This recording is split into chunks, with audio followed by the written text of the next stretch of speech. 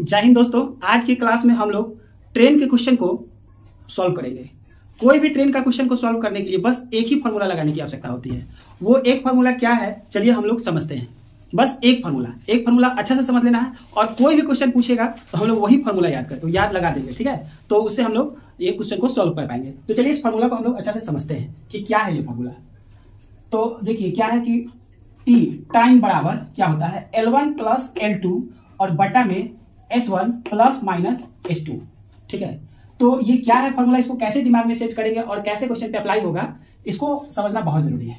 देखिए टी तो हो गया टाइम, तो ये क्या रहना चाहिए, सेकेंड में रहना चाहिए, क्योंकि ट्रेन कोई चीज को पार करता है। ट्रेन वाले क्वेश्चन में ट्रेन कोई चीज को पार करता है तो ट्रेन पार करेगा तो वो सेकंड में ही पार करेगा, ठीक है। सेकंड ही लगेगा उसको पार करने में, इसीलिए नॉर्मली यहाँ पे ये टाइम क्या रहेगा, सेकंड में रहेगा।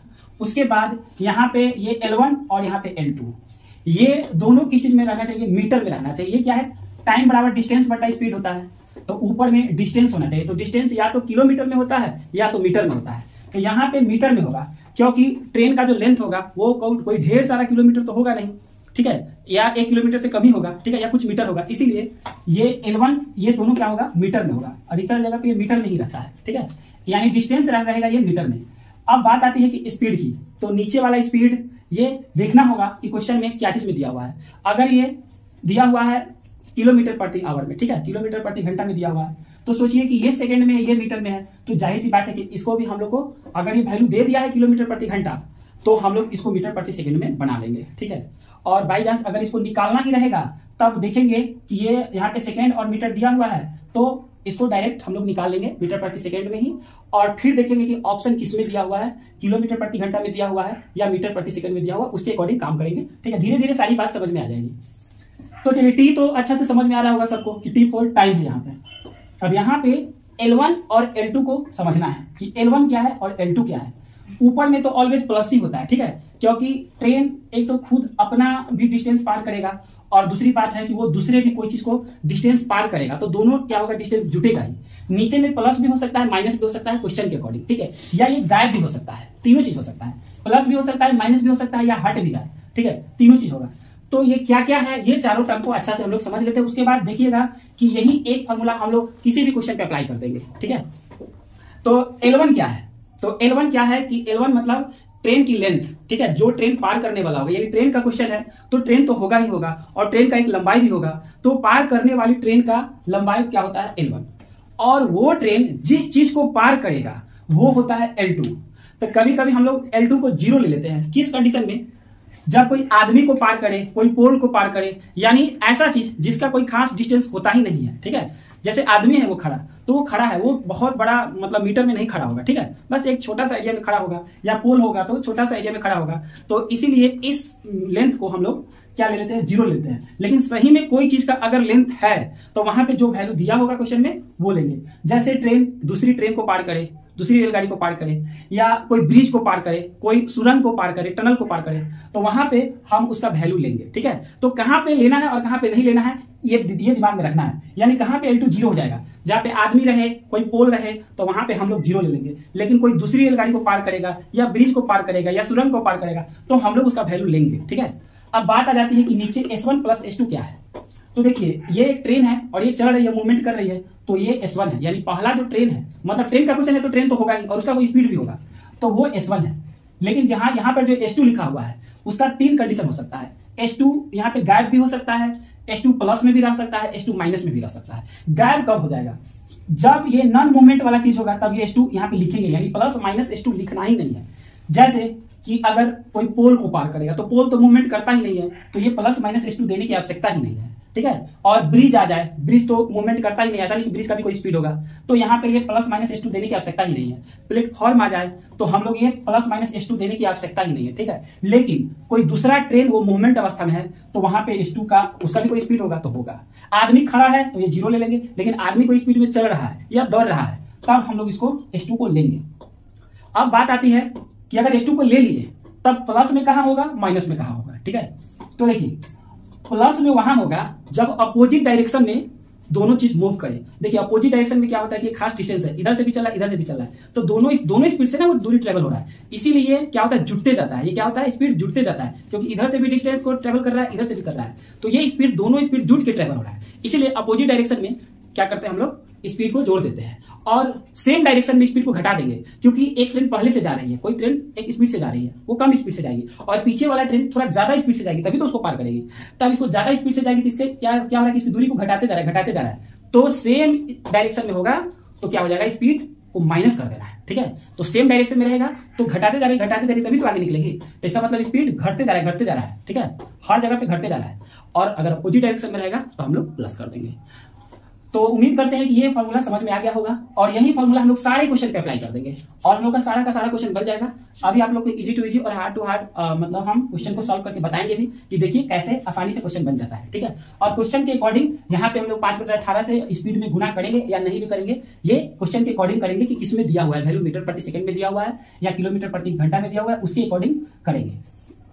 एक बात और आप लोगों को समझा दूं कि किलोमीटर प्रति घंटा और मीटर प्रति सेकंड, ठीक है, ये स्पीड को डिनोट किया जाता है। ठीक है, तो मान लीजिए छोटा कोई मतलब थोड़ा दूर ट्रेवल करना हो तो उस चीज को हम लोग मीटर प्रति सेकंड में मतलब व्यक्त करते हैं, लेकिन ज्यादा अगर लंबा दूरी का ट्रेवल होता है तो वहां पे किलोमीटर प्रति घंटा होता है। तो ये दोनों को चेंज करना पड़ता है क्वेश्चन में। ठीक है, तो एक तो मेरा अपना ये है कि डायरेक्ट मुंह से हम लोग बता सकते हैं। जैसे ये देखिएगा आप लोग कि किलोमीटर प्रति घंटा को मीटर प्रति सेकंड में ले जाना है, तो किलोमीटर प्रति घंटा वाला वो 18 के टेबल में कितना गुना पे है, तो मीटर प्रति सेकंड वाला 5 के टेबल में वो जितना गुना पे होगा उतना गुना कर देंगे तो आ जाएगा। फॉर एग्जांपल कि पूछ दे कि 36 किलोमीटर प्रति घंटा को मीटर प्रति सेकंड में बताना है, तो देखिए 36 किलोमीटर प्रति घंटा को हम लोग मीटर प्रति सेकंड में बदल रहे हैं, तो 36 किलोमीटर प्रति घंटा 18 के टेबल में कितना गुना पे है, 2 गुना पे है, तो 5 का 2 गुना कर देंगे यानी 10 मीटर प्रति सेकंड आंसर हो गया। उसी तरह से 25 मीटर प्रति सेकंड को अगर किलोमीटर प्रति घंटा में बदलना हो तो देखेंगे कि अरे ये तो मीटर प्रति सेकंड है और ये 5 के टेबल से कितना गुना है, 5 गुना, तो वही हम किलोमीटर प्रति सेकंड वाला को 18 के टेबल से गुना कर देंगे यानी 18×5 = 90 किलोमीटर प्रति घंटा। यानी मुंह से बताया जा सकता है कि कितना किलोमीटर प्रति घंटा कितना मीटर प्रति सेकंड हो जाता है। ठीक है, तो चलिए इस फॉर्मूला पे हम क्वेश्चन बना के दिखाते हैं और आप लोग से भी बनेगा। तो एक इजी सा क्वेश्चन है कि 100 मीटर लंबी रेलगाड़ी 30 किलोमीटर प्रति घंटा की गति से चल रही है। तो 100 मीटर लंबी रेलगाड़ी है, तो ये मीटर वर्ड, ये मीटर से पता चल रहा है कि ये डिस्टेंस है, ये क्या है L1 है कि L2 है, तो ये मेन रेलगाड़ी का ये डिस्टेंस सॉरी ये लेंथ है, तो ये क्या है L1 है, 100 मीटर L1 है। 30 किलोमीटर प्रति घंटा की गति से चल रही है, तो ये S1 है कि S2 है, तो जो मेन रेलगाड़ी है उसी का स्पीड है यानी ये S1 दिया हुआ है। ठीक है, यानी L1 और S1 तो क्वेश्चन में रहेगा ही, क्योंकि एक ट्रेन तो रहेगा ही और उसका कोई तो स्पीड होगा ही। ठीक है, तो ये दोनों तो कंपल्सरी रहेगा, ये हो भी सकता है नहीं भी हो सकता है, ये हो भी सकता है नहीं भी हो सकता है। आगे प्लेटफॉर्म के निकट खड़े व्यक्ति को कितना समय में पार करेंगे, यहाँ पे प्लेटफॉर्म के निकट खड़ा व्यक्ति की बात हो रहा है, नहीं सिर्फ व्यक्ति की बात हो रहा है, तो व्यक्ति को कितना समय में पार करेगा ये क्वेश्चन है। इसको कैसे बनाएंगे तो चलिए फट से बनाते हैं। यहाँ पे क्या है टी, यही फॉर्मूला लगाना है टी, तो टी तो निकालना ही है, टी दिया नहीं है कहीं पे भी तो लिखेंगे टी बराबर, अब क्या खोजेंगे L1, तो L1 तो 100 है तो 100 आप प्लस, यहाँ पे ऊपर में ऑलवेज प्लस ही होगा, और एक चूंकि एक व्यक्ति को पार किया जा रहा है तो आदमी को पार करेगा तो हम लोग इसका लेंथ पूछ लेंगे, नहीं लेंगे, तो ये हो जाएगा 0 और बटा, और S1 तो होगा ही होगा, तो ये क्या है 30 किलोमीटर प्रति घंटा से चला, ये क्या है S1 है, और चूंकि ये आदमी क्या है खड़ा है, इसका कोई स्पीड है ही नहीं, आदमी का स्पीड हो सकता था अगर ये दौड़ता उड़ता तो हो सकता है, लेकिन चूंकि ये खड़ा ही है इसीलिए इसका कोई स्पीड ही नहीं होगा, तो ये 30 का 30 ही रह गया। ठीक है, लेकिन चूंकि यहाँ पे हम लोग, अब बात आती है कि यहाँ पे हम लोग 5/18 से गुना करे या 18/5 से गुना करे, ये करे कि नहीं, स्पीड में कुछ बदलाव करे या नहीं करे, तो देखिए सोचना होगा कि टी तो सेकंड में निकलता है, सेकंड में ऑप्शन भी मांग रहा है और ऊपर में ये मीटर है नहीं, तो जाहिर सी बात है कि इस किलोमीटर प्रति घंटा को हम लोग को चेंज करना पड़ेगा मीटर प्रति सेकंड में, तो इसीलिए हम लोग मीटर प्रति सेकंड में, या तो हम बताए तो मीटर प्रति सेकंड में कैसे चेंज करेंगे, इसको 18 से मिला लेंगे, और नहीं तो यहाँ पे 5/18 हम लोग लिख देंगे, 5/18 हम लोग लिख देंगे, तो ये क्या हो गया 100 × 18 अब बटा में 30 × 5।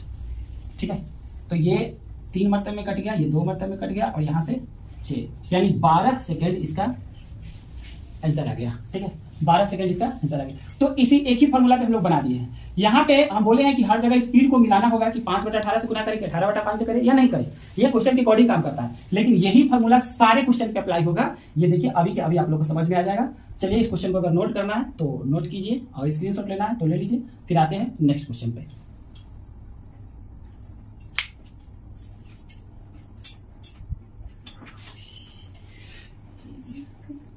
तो चलिए अब हम लोग क्वेश्चन नंबर 2 पे चलते हैं। यहाँ पे क्वेश्चन नंबर 2 लिखा हुआ है, एक 125 मीटर लंबाई की एक रेलगाड़ी प्लेटफॉर्म पर खड़े एक आदमी को पार करने में 30 सेकंड का समय लेती है। गति बताए, यानी रेलगाड़ी का स्पीड बताना है। और ऑप्शन देखिए यहाँ पे सब किलोमीटर प्रति घंटा में दिया हुआ है। तो कैसे ये क्वेश्चन को बनाएंगे, देखिए आप लोग बना के देखिए बन रहा है कि नहीं बन रहा है इस क्वेश्चन को, फिर देखिए हम बताते हैं कि ये ऐसे बनेगा। आप लोग इस क्वेश्चन को नोट कर लीजिए और फिर इसको बना के देखिए।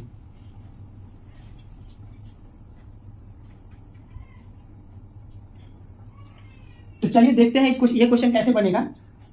एक 125 मीटर लंबाई की एक रेलगाड़ी प्लेटफॉर्म पर खड़े एक व्यक्ति को पार करने में 30 सेकंड का समय लेता है। तो फॉर्मूला क्या था, टी बराबर L1 प्लस L2। तो यहाँ तो टी ही दिया हुआ है, तो हम लोग लिखेंगे 30 सेकंड बराबर, ठीक है। अब L1 क्या है, 125 मीटर लंबी की रेलगाड़ी, तो जो मेन रेलगाड़ी का रहता है लेंथ उसको हम लोग L1 मानते हैं। तो हो गया 125। और ये किस चीज को पार कर रहा है, एक आदमी को पार कर रहा है ना, तो L2 कितना ले लिए, 0 ले लिए, ठीक है। और L2 0 ले लिए, और यानी ये आदमी है, आदमी को पार कर रहा है, खड़ा है, तो S2 भी कुछ नहीं होगा, डायरेक्ट S1 यहाँ पे होगा। तो यही S1 यहाँ पे लिख दिए। अब बात आती है कि ये S1 को क्या चीज में रहने दे, मीटर प्रति सेकंड में या किलोमीटर प्रति घंटा में, ठीक है। तो देखिए यहाँ पे ये सेकंड में है और ये मीटर में है, तो ये सेकंड में और मीटर में है ही, तो S1 यहाँ पे हम लोग मीटर प्रति सेकंड में निकाल के और बाद में किलोमीटर प्रति घंटा कर लेंगे, ठीक है। ऐसा ठीक नहीं होगा, इसको मीटर प्रति सेकंड में चेंज, ये मीटर 5/18 नहीं करेंगे, क्योंकि 5/18 कर देंगे तो फिर ये क्या हो जाएगा, मीटर प्रति सेकंड में ये, मतलब इसको मीटर प्रति सेकंड में करने की आवश्यकता ही नहीं, क्योंकि ऑलरेडी ये मीटर प्रति सेकंड ही आएगा। और उसके बाद हम लोग इसको यहाँ पे कर लेंगे, मतलब किलोमीटर प्रति आवर में ले जाएंगे। तो क्या हो जाएगा, S1 बराबर 125/30 हो गया, ठीक है। और अब हम लोग को इसको किलोमीटर प्रति घंटा में ले जाना है, तो क्या कर देंगे, 18/5 से गुना कर देंगे। यही काट के जो आंसर आएगा वही मेरा आंसर हो जाएगा। देखिए बार बार स्टूडेंट को ये कंफ्यूजन होता है कि किसमें 18/5 करे और किसमें 5/18 करे। तो देखिए किलोमीटर प्रति घंटा बड़ा चीज है और मीटर प्रति सेकंड ये छोटा चीज है। तो बड़ा चीज में ले जाना है तो बड़ा चीज से गुना करेंगे। तो 18/5 और 5/18 में कौन बड़ा चीज है, 18/5 है। तो किलोमीटर प्रति घंटा में कभी भी ले जाना हो तो हम लोग 18/5 से गुना करके उसको बड़ा कर देंगे। और मीटर प्रति सेकंड में हम लोग को कभी भी ले जाना हो तो उसको छोटा चीज में ले जा रहे हैं, तो हम लोग 5/18 से गुना करके उसको छोटा कर देंगे, ठीक है। तो यहाँ पे हम लोग को किलोमीटर प्रति घंटा में ले जाना था, यानी बड़ा चीज में ले जाना था, तो हम लोग 18/5 से गुना करके इसको किलोमीटर प्रति घंटा में ले जाएंगे। अब चलिए इसको काट देते हैं। तो ये 5 से कटा तो ये हो गया 25, और फिर ये 5 से कटा तो ये हो गया 5, और ये हो गया 6 से काटेंगे तो ये 3, तो यानी 15 किलोमीटर प्रति घंटा इसका आंसर हो जाएगा। तो ये तो था कैलकुलेशन। मेन मेरा मतलब ये था कि देखिए एक ही फॉर्मूला पे हम लोग सारे क्वेश्चन को बना पा रहे हैं, बस एक ही फॉर्मूला है, T = L1 प्लस L2 बटा में S1 प्लस S2, ठीक है, S1 प्लस माइनस S2, ठीक है। तो कहाँ पे L2 नहीं होगा और कहाँ पे S2 नहीं होगा इसका भी ध्यान रखना है। L1 और S1 तो होगा ही होगा, क्योंकि ट्रेन का क्वेश्चन है तो उसका ट्रेन का लेंथ रहेगा ही, और ट्रेन का कोई स्पीड भी होगा तो S1 तो होगा ही। लेकिन L2 कहाँ गायब हो जाएगा, जहां पे आदमी की बात हो, पोल की बात हो, यानी ऐसा लेंथ जो नगण्य है, तो वहां पे L2 होगा ही नहीं, 0 हो जाएगा। और कहां पे S2 गायब हो जाएगा, जो चीज मूवमेंट ही नहीं कर रहा है, यानी खड़ा है, पोल एकदम खड़ा है, मूवमेंट नहीं कर रहा है, ब्रिज एकदम वहीं पे है, तो वो नहीं होगा, जो वहां पे 0 ले लेंगे, ठीक है। मतलब इसको गायब ही कर देंगे, 0 प्लस माइनस करने से कोई फायदा नहीं होगा, वो S1 का S1 ही रह जाएगा, इसीलिए इसको हम गायब ही कर देंगे। तो इस चीज का भी ध्यान में रखना है। इस क्वेश्चन को आप लोग नोट डाउन कीजिए और फिर अगला क्वेश्चन बताते हैं। चलिए इसको आप लोग नोट कीजिए या स्क्रीनशॉट लीजिए।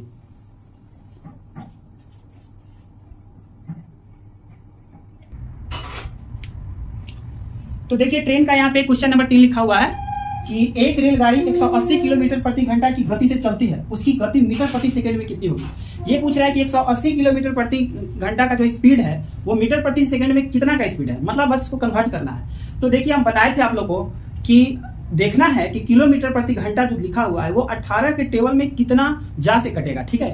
तो 18 के टेबल में ये 10 जा है, ठीक है, यानी 10 से गुना करने पर ये 180 आता है। तो वही हम लोग 5 के टेबल में 10 से गुना करके उसको आंसर ला देंगे, ठीक है। मतलब कि किलोमीटर प्रति घंटा 18 के टेबल में चलता है और मीटर प्रति सेकंड 5 के टेबल में चलता है, ठीक है। तो देख लेंगे कि कितना गुना क्वेश्चन में पूछ रहा है, उतना ही गुना 5 का भी कर देंगे। तो यहाँ देखिए तो पता चला कि ये 18 से 10 गुना है। तो हमको मीटर प्रति सेकंड का क्या बताया था कि 5 के टेबल से उसको कंपेयर कर लेंगे। तो 5 दाएं कितना हो जाएगा 50, और यहाँ पे 0 छूट गया है, ये कितना हो जाएगा 50 हो जाएगा, यानी 50 मीटर प्रति सेकंड ही 180 किलोमीटर प्रति घंटा है। या इसको ऐसे भी पूछ देता कि 50 मीटर प्रति सेकंड को आप किलोमीटर प्रति घंटा में बदलिए, तो कैसे देखते हैं कि देखिए ये मीटर प्रति सेकंड में है, तो ये 5 के टेबल से कितना गुना है, तो 10 गुना है, तो वहीं हम लोग 18 के टेबल से 10 गुना कर देते, तो 180 किलोमीटर प्रति घंटा आ जाता। तो हम लोग उल्टा भी कर सकते हैं, यानी किलोमीटर प्रति घंटा 18 के टेबल में चलता है और मीटर प्रति सेकंड 5 के टेबल में चलता है। ठीक है, तो ये इस क्वेश्चन को विदाउट पेन लगाए हुए हम लोग आसानी से बता दिए कि 50 मीटर प्रति सेकंड इसका आंसर होगा। ठीक है, फिर भी नोट करना है तो इसको आप लोग नोट कर लीजिए।